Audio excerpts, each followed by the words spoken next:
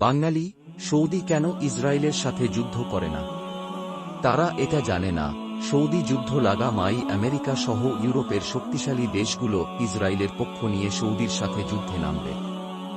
অপরদিকে ইরানি শিয়ারা এ সুযোগে সৌদি দখল করতে চাইবে।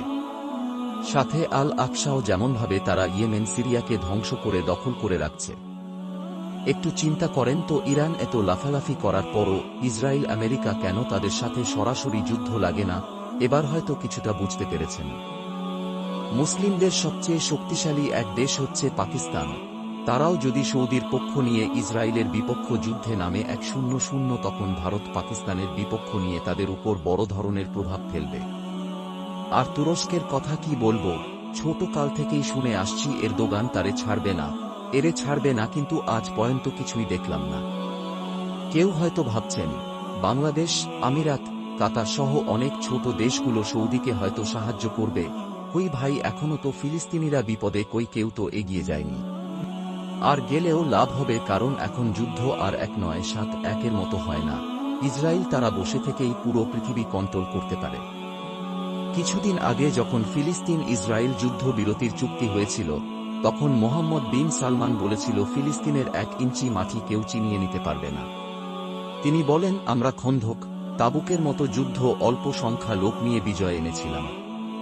এমন বক্তব্যের বিপরীতে ইসরায়েলের প্রেসিডেন্ট নেতানিয়াহু বলেছিল, ফিলিস্তিনিদেরকে সৌদি মরুভূমিতে নিয়ে জায়গা দিয়ে নতুন রাষ্ট্র গঠন করলেই তো হয়। এখন কি আপনি বলবেন সৌদি ফিলিস্তিনির বিপক্ষে? ইসরায়েল রাষ্ট্র গঠন করার সময় পুরো আরব দেশগুলো যখন ইসরায়েলের সাথে যুদ্ধ লেগেছিল, তখন ইসরায়েল একাই সবগুলো দেশকে নাকচুবানি খাওয়িয়েছিল। কই, তখন তো আবেগী বাংলাদেশ সহ কোনো দেশ সহায়তা করেনি। এখন সৌদি যুদ্ধ লাগলে তো আগে মতো কেউ তাদের পাশে দাঁড়াবে না, এবং এখনো বরাবরের মতো সৌদি হেরে যাবে। এয়াবৎকালে ফিলিস্তিনকে অর্থনৈতিকভাবে সৌদির উপর কেউ সহায়তা করেনি। আমার জানামতে কেউ কেউ বলবে চীন, রাশিয়া সৌদিকে সহায়তা করবে, করবে মুখে মুখে এবং স্বার্থের জন্য। স্বার্থ ফুরিয়ে গেলে মাঝ নদীতে ফেলে চলে যাবে। বেধর্মীরা কখনো মুসলিমদের সাহায্য করেনি।